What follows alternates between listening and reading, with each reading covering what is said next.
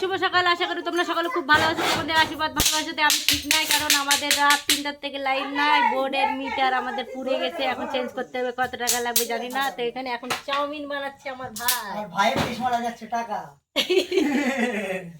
এই যে চাউমিন, এটা পুড়ে গেছে, দুগো আন্ডা দেখে চাউমিন একটা দাম জানিস? টাইম দেখ পুড়ে গেছে। কই কই ভালো না দেখতা।